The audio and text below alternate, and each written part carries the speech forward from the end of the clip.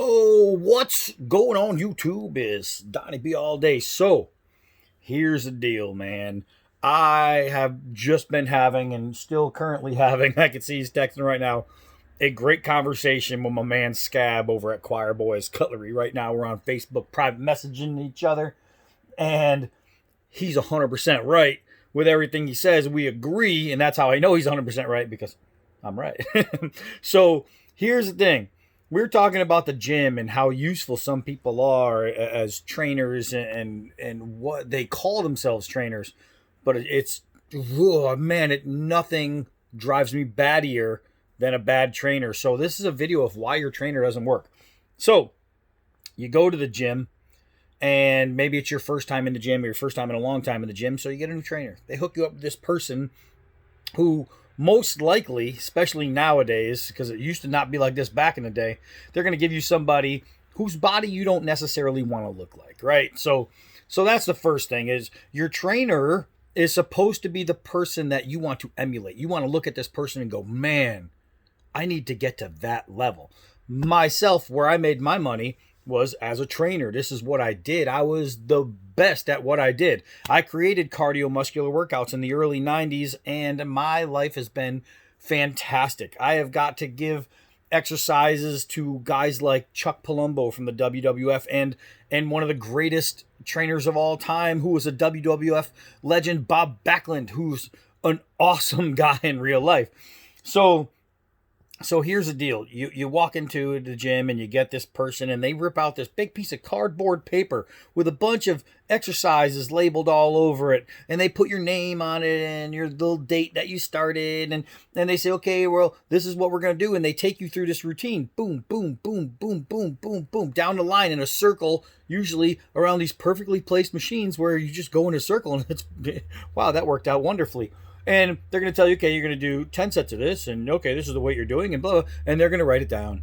And then you're going to go in the next day, and they're going to take out the little cardboard thing, and they're going to say, okay, let's see what you got, and they're going to write it down. And they're going to write it, and they don't really care what you're doing. They just kind of, if you see it's a trainer just standing there watching, they're not a trainer. They're just somebody who just told you what to do, and now they don't care. They're not watching your form. They're not studying your movement. They're not aiding. They're not doing anything that a real trainer is supposed to do, and that's what bugs the crap out of me. So basically, here's the deal. This is why, as a trainer, I never, ever use any kind of cardboard papers to tell people what they're doing and where they're at in their workouts. And there's a really good freaking reason why.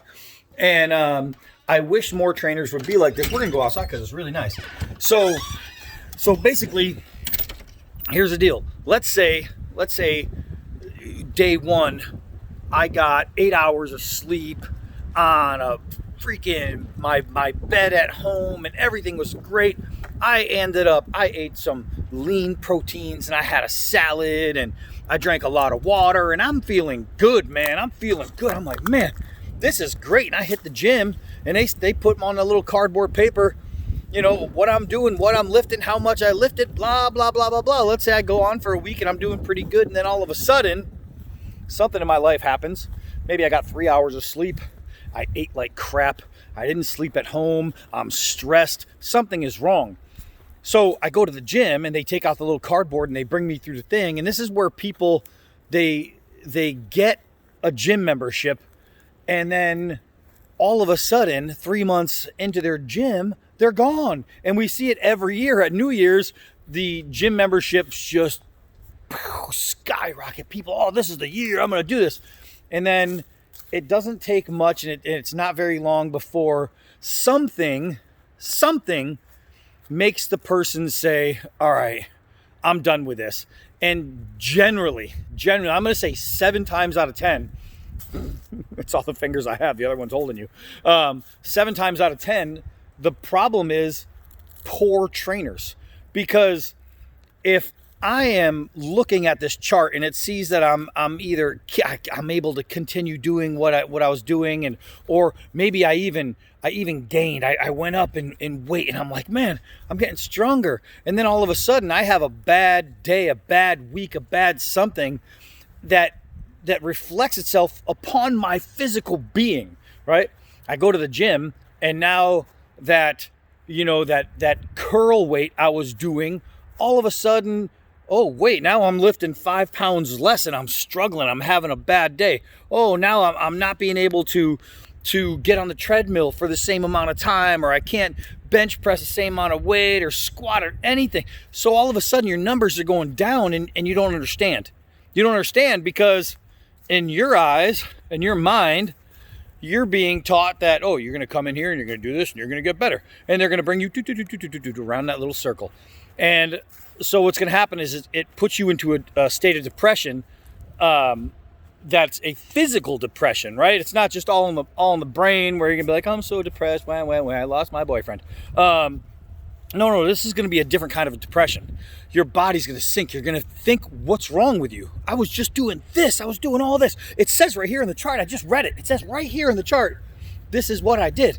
But you're going to lose that way. You're going to lose because inconsistencies aren't just a gym thing. They're a life thing, right? We have trials and tribulations, right? That's what human life is. It's trials and tribulations. And it just takes one meal, one bad sleep, one bad day to change yourself physically immediately, right? It's not a long-lasting thing unless you make it a long-lasting thing. So that's one of the things that kills me. And one of the other, so I will never use those cardboard things. As a matter of fact, I will never give a person the same workout twice in a row. Never. I will never give you the same workout. There's pretty good chance I will never give you the same workout twice any time. And here's the deal. As a trainer, this is where I excelled. I would never have a game plan coming in. Oh, okay, I know I have a client. I was booked 7 months advance, right? I mean, my bookings were insane. I was making $75 for a 15-minute session, all right? And that was cash money. So here's the deal is I wouldn't say, okay, well, I have Mary Jane coming in at 4:00 and let's see, last time we did this because I'm looking at my notes and blah, blah. I wouldn't have notes. Nope. I have no idea what I did with Mary Jane last time. I don't remember because I have so many damn clients. They just go through. What's going to happen is Mary Jane's going to come in and I'm going to watch her walk. I'm going to look at her body, and I'm going to see her mentality. I'm going to talk to her first. And before we get started working out, before I even bring her anywhere, I'm going to just shoot the shit, right? I'm going to have like a little mini conversation, and I'm going to get a feeling of how she's feeling, or he's feeling, or whoever's feeling, and judging them by their demeanor for that day is what I'm going to plan on doing for a workout. And I would do it as it happened that way, right? So I'd say, okay, this person's coming in. Oh, maybe it looks like they sprained an ankle, or oh, it looks like something's wrong, or looks like something's not going good at home. Remember, as a trainer, you're the best friend, you're the counselor, you're the trainer, you're everything, right? You're everything. You're the son, the daughter, the mother, the father. You are everything. These people, when they come to you, you need to make sure that they think, or they know, because it shouldn't be pretending, that they know that they can trust you no matter what. No matter what's going wrong in their life, their time with you is the greatest time they're going to have all week. No matter what. No matter what. So that is a huge thing with me. So I would never preload a workout for someone. Just not going to happen, because I could set something up and then you could come in and something could be totally wrong, and that workout that I have might not benefit you for that day. So it's just not very smart. And here's the thing with those little cards that they give you, and they do. Every single person is built differently. And one of the things that drives me crazy in the gym is I'll see two people wanting to go to the gym together. And generally it happens like with New Year's, two friends say, you know what? Let's do it together. We'll push each other and blah, blah, blah. And they get one trainer who's going to do 2 at 1, right? And that trainer is going to take, 110 pound, 5'1" girl, and maybe 180 pound, 5'6" girl. And she's going to bring them through their workouts, but they're working out the exact same thing. They're doing the same routine for two completely different body styles, body types, different strengths, different weaknesses, different everything, right? If two people are so different, how is one workout going to benefit both of them? That's why I hate classroom type stuff. You're getting 15 people in a classroom and you're doing the exact same thing, but out of those 15 people, 15 might be completely different. So one person might be benefiting greatly, and then the other 14, it's going to trickle down, right? I mean, you see, how many times have you gone into a gym, or you've been into a gym and you're there for a year and you see these people and you've seen them for a year and nothing changes. They're the same. They're the exact same no matter what. And they're taking the classes and they're doing all this stuff. It's just, it's a workout has to be for the individual, right? And it's one of the things I said to Scab. You don't give a person a workout. You make a workout for the person, right? And that's huge. So this is why your trainers don't work. Your trainers aren't creating you. Your trainers are giving you a workout they've created or somebody else has created that's already sitting there.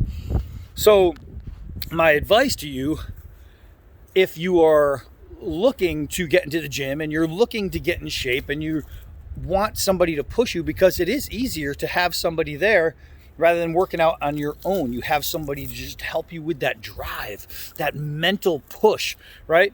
So if that's what it really comes down to, do your homework, research exercises, find out how the body works. And I'm going to tell you my secret on what made me such a great trainer.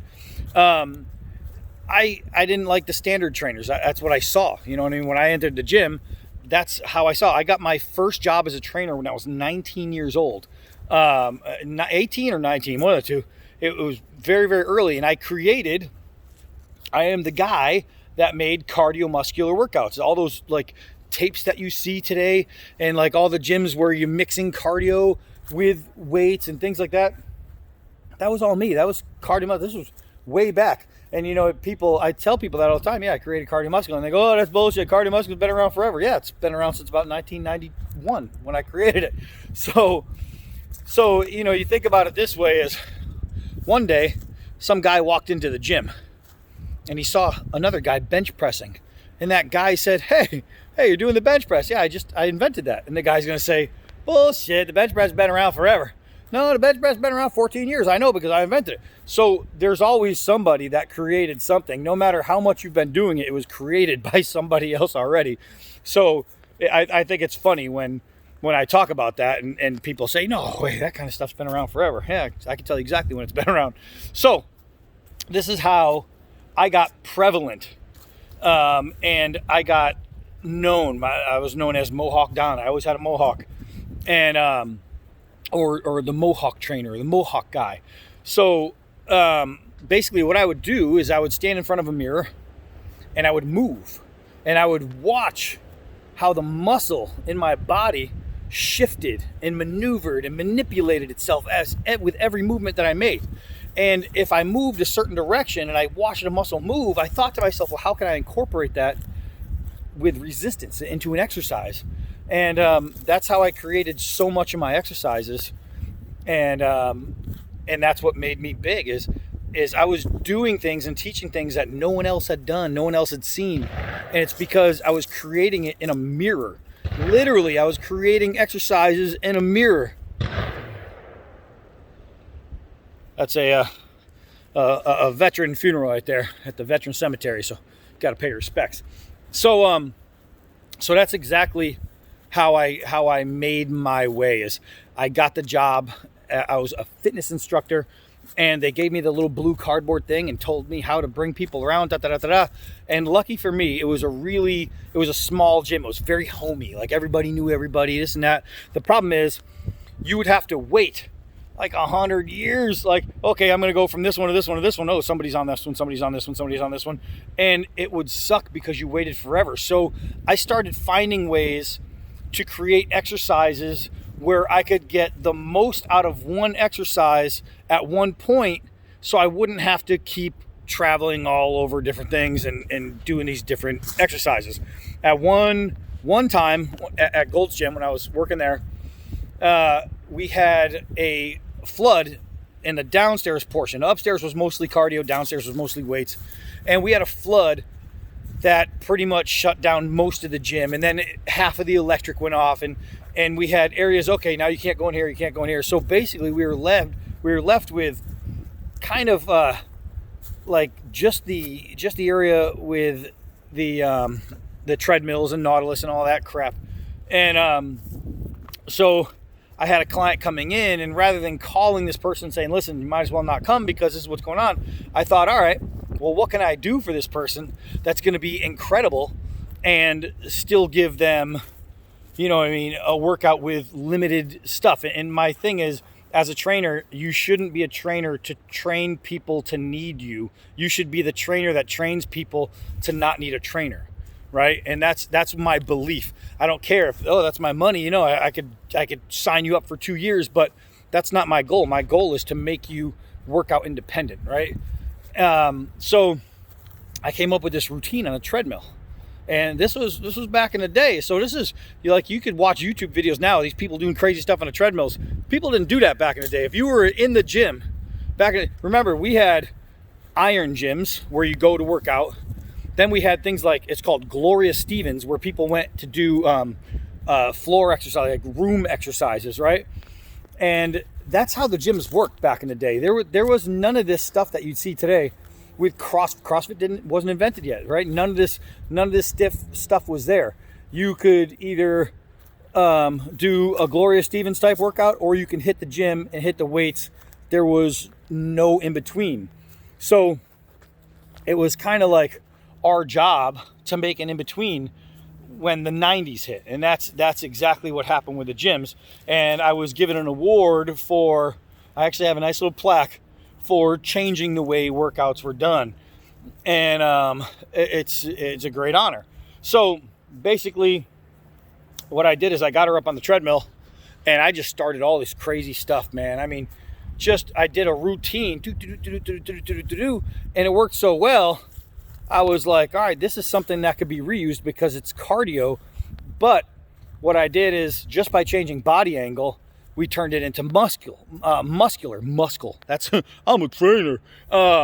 So basically it's pretty simple to turn walking straight into walking straight to gain rather than walking straight to lose, which is what you'd think when you go on a treadmill, is to lose weight. But if you want to gain muscle, there are things you could do. You can crouch and walk like this and build up your quads. You can go backwards uphill and just really hit them glutes and the gastrocnemius, your calves. There's so many things you can do that people just didn't know, because back then it was get on a treadmill and either walk or run. That's what you did. So I got this routine down, and I started teaching it. It was very, very popular. And I got a phone call from one of the gym managers in Connecticut who moved to Arizona, and she says, dude, you would never believe, this is months after I came out with this, like this treadmill routine. This is months after. She says, dude, I'm in Arizona in the gym. I was like, I know you moved there. And she goes, no, let me tell you something. She goes, I just watched somebody do your routine on a treadmill. And I was like, oh, people are doing treadmill routine? She goes, no, your routine. She goes, step for step, everything you taught. She goes, I'm watching them do it right now. And I was like, are you serious? And she's like, yeah. So my actual routine, which isn't something somebody would just make up on their own step for step, because there was a lot of steps. I mean, I did a lot of steps. And so I thought that was really cool. My workout had traveled across country, and I thought that was fantastic. But the reason your trainer isn't working for you isn't your fault. It's nothing you're doing wrong in the gym. And the trainer is going to make you think it's your fault, because the trainer doesn't want to say, well, I'm not doing anything right for you. So the trainer is going to ask you what you're doing for your diet, why, maybe you need to up this or do this different, or it's the trainer's fault. Unless you are going to the gym and the trainer is telling you to do something and you're going, I don't know, 1974, I hurt my knee. If you are that person, and there are those people out there, believe me, I had some where they just didn't want to do anything no matter what.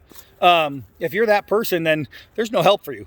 But if you are in the gym and you're wanting the change and you're working your butt off, and it seems like no matter what you do, it's not working, it is not your fault. That's not your fault. That's a trainer's fault. And even if you don't have a trainer, if you are in a gym with a trainer and they are seeing you work out and they are seeing that your form is off or that you're doing stuff that isn't going to really help you and they aren't saying anything without asking for money, that's the trainer's fault. In the gym now, I'm retired, right? I retired when I was 39 years old. I don't have to work anymore. I'm doing good. And I go to the gym and I correct people all the time, but I do it in a way not to be a dick, right? So I'm always helping somebody out, and most of the time, 99% of the time, it's nothing more than form. So if somebody's doing triceps and they're doing this with their, they're moving their whole arm, I'll walk up and I'll say, hey, what are you doing? And they say, what do you mean? I'll be like, what's your end goal? What are you trying to get out of this exercise? And they say, oh, well, I'm doing, my triceps. And that's when I'll say, okay, look, if you do this, or maybe you should try this, or hey, I got this exercise that you would love. And then people go, oh, really? And it works out, and I help a lot of people out just randomly going through the gym. And honestly, that's the gym's job. If you own a gym, you should be saying, all right, look, we want to put people in here that walk around and help people out. Because when I was young, that's how the gym was. They had a person in the gym who would walk around and do that. When I got my job as a fitness instructor, that was my job. I would walk around and correct form all day long. I would pick up weights and I would correct form. My very first job ever when I was a little kid, I was in junior high, was painting weights at Central City Gym. That's what I did. I swept the parking lot and I painted the dumbbells. And I met a guy named Jimmy Jarvis, who was Mr. Bay State at the time. He had a mirror at Big Daddy's gym, right, where his mural was painted on it, Mr. Bay State, blah blah blah. Guy was awesome. But just speaking with him and learning from him, it gave me so much insight. And I really he's passed now, and I can say 100% that without him, who knows? I mean, I don't know what I would have done because he inspired me, right? And sometimes that's all it takes is a little bit of inspiration. So that's it. So one last thing, a little story I got for you. I had a guy come in. He was a businessman, and he was traveling from wherever the hell he was from, and he was coming to the Gold's Gym in Connecticut, one of the Gold's Gyms in Connecticut. And he had 2 months earlier gotten a slot with me from a hole I had in my thing. So the guy was like, all right, good. Hey, you're getting walked on, blah, blah. You're going to be good. So the guy's like, great. So he shows up on the day that he was supposed to show up, and he shows up on time. And when he gets here, he says, hey, man, he goes, I'm kind of bummed out. He says, turns out my meeting has been moved up. He goes, so I probably have 15 minutes. He goes, so, I mean, hey, if you can give me the best workout in my life in 15 minutes, I'll throw you an extra $50. And he punched me in the arm like that, right? So in my head, I went, okay, fine, I'll do this. So from the time it took for him to go to the locker room and dump his stuff and then come back out, and I walk him downstairs to an open room where I had some free weights and some different things, I created an exercise routine from my experience with football and different things like football camp exercises, and I created a pattern that, if done step by step, would work the body in different ways. And I had to think of it as I walked. And it's weird because I am a moron most of the time, but in the gym, for some reason, I am a freaking genius. I don't know why. I can create in the gym very, very easily. So I get him down there, and the entire exercise takes about 2.5 minutes. And once he finishes, he goes into the bathroom and he throws up, and he comes back out and he goes, holy shit, that was the best workout I ever had in my life. And we go upstairs, goes into the locker room, gets his stuff, all within 15 minutes. All this entire thing within 15 minutes. Comes out, he hands me a $50 bill. And he goes, that was the greatest workout I've ever had. And maybe someday I'll have to do it on video. But Anyway, one of the high school hockey teams sent me their players to teach them this because it got pretty popular here. And I had a 56-year-old woman. She came to me her first time ever in the gym. She was a size 8. And she was 56 years old when she got to me. Size 8. I got her down to a size 4 within months.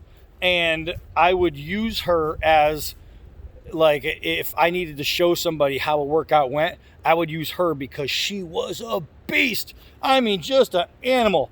And so I had this high school hockey team come in, and they were all going to do this exercise that I had for them.